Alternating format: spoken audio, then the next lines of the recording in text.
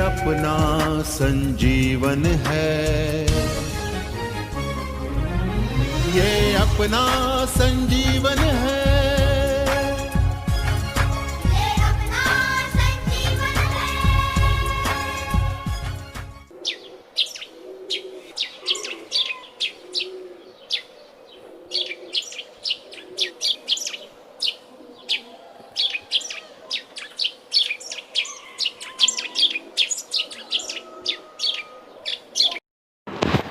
Hello बच्चों, आज हम वसंत भाग 3 कक्षा 8वीं का 15वां पाठ जो कि कविता है, इस कविता के बारे में जानकारी लेंगे। तो कविता है सूरदास के पद और इसके रचयिता मतलब कवि है सूरदास जी।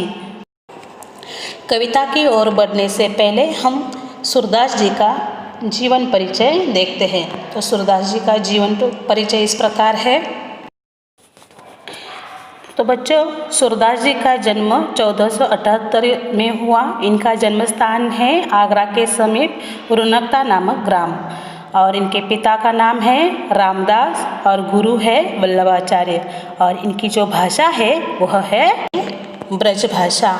और इनकी मृत्यु 1583 में हुई, और इनका मृत्यु का स्थान है मथुरा के निकट पारसोली नामक ग्राम में।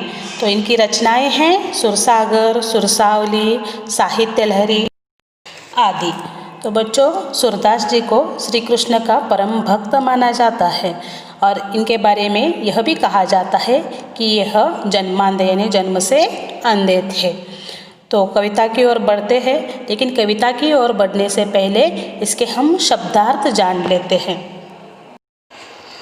तो पहला शब्द है कबही मतलब कब, किति मतलब कितनी, पियत मतलब पीना, अजहूँ मतलब आज भी, बल मतलब बलराम, बेली मतलब चोटी, लांबी मोटी मतलब लंबी मोटी, काढ़त मतलब बाल बनाना, गुहत मतलब गूंथना, नहावत मतलब नहलाना, नागिन मतलब नागिन, भुई भूमि, लोटी लौटने लगी, कांचो यानी कच्चा, पियावती पिलाती, पची पची बार बार, माखन मक्खन, चिरंजीवी मतलब चिरंजीवी, दोऊ मतलब दोनों, हरि हलधर मतलब कृष्ण और बलराम, जोटी मतलब जोड़ी।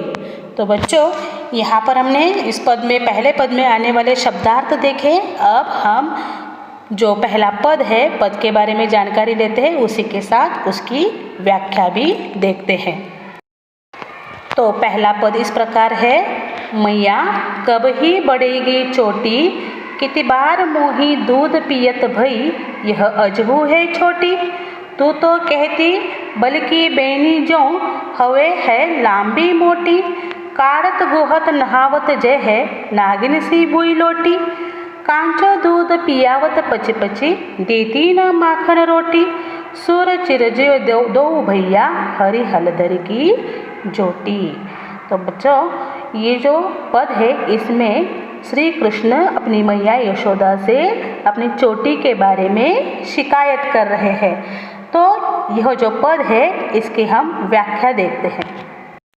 तो बच्चों, इस पद में श्री कृष्ण अपनी माँ से शिकायत करते हैं, और इसमें सूरदास जी हमें यह शिकायत किस तरह बताते हैं। देखो कि सूरदास जी बताते हैं कि श्री कृष्ण बालपन में मतलब बचपन में यशोदा से पूछते हैं कि उनकी चोटी कब बढ़ेगी, यह आज तक क्यों नहीं बढ़ी। वह माँ यशोदा से शिकायत करते हैं कि तुम मुझसे कहती थी कि जैसे बलराम भैया की लंबी मोटी चोटी है, मेरी भी वैसी हो जाएगी। तो मेरे बाल बनाती है, इन्हें धोती है, पर यह नागिन की तरह भूमि पर क्यों नहीं लौटती। तो मुझे सिर्फ बार बार दूध पिलाती है, वह मक्खन और रोटी खाने नहीं देती, इसलिए यह बड़ी नहीं होती।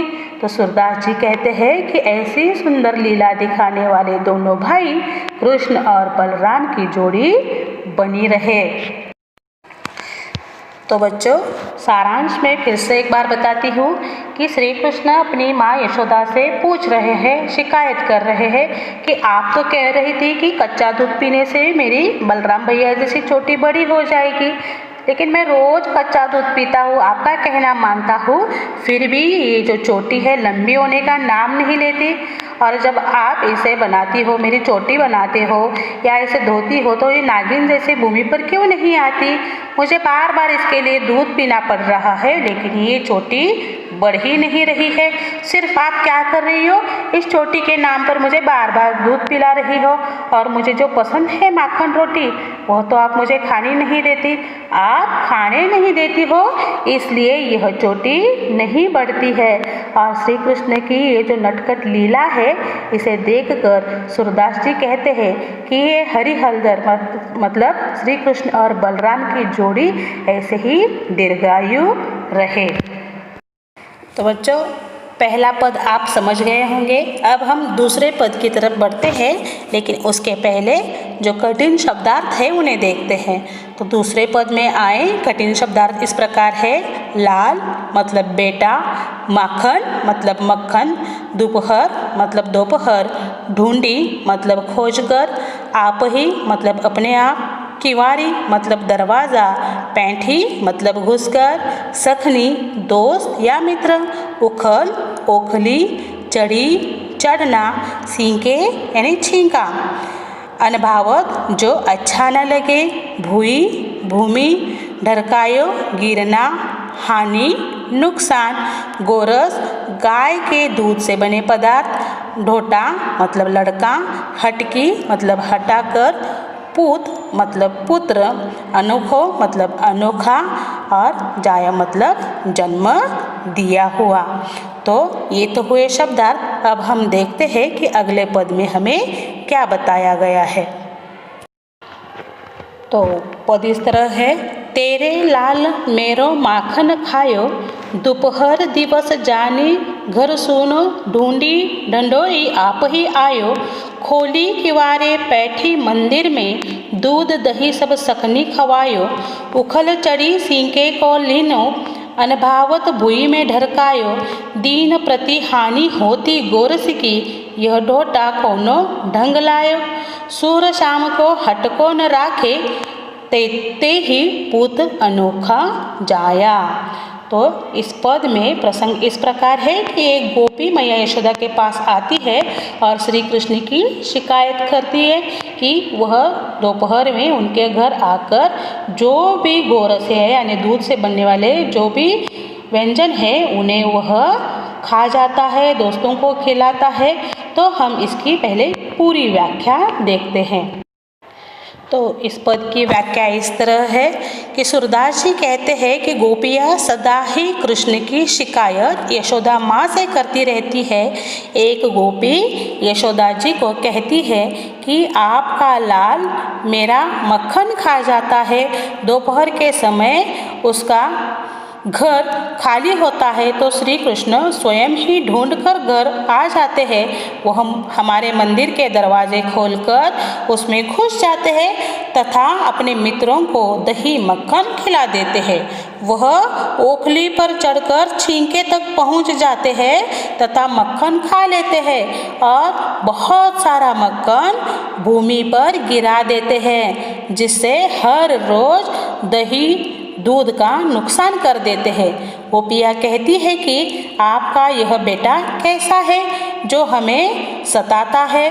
तो सूरदास जी कहते हैं कि फिर भी उसे अपने से अलग नहीं करा जा सकता। यशोदा, तुमने सबसे अनोखे बेटे को जन्म दिया है। तो बच्चों, इस पद में सूरदास जी हमें यह बताते हैं कि गोपियाँ जो यशोदा माँ से शिकायत करने आती है, वह यशोदा से शिकायत करती है कि तुम्हारा लाल जो है वह हमारे घर चोरी छुपे आ जाता है।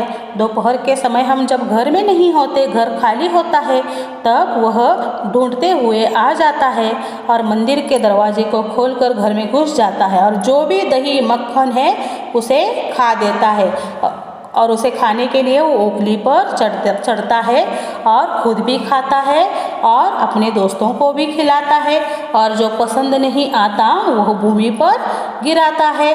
तो ये जो हमारा रोज़ का नुकसान हो रहा है, इसके लिए तुम अपने बेटे को, अपने लाल को संभाल कर क्यों नहीं रखती?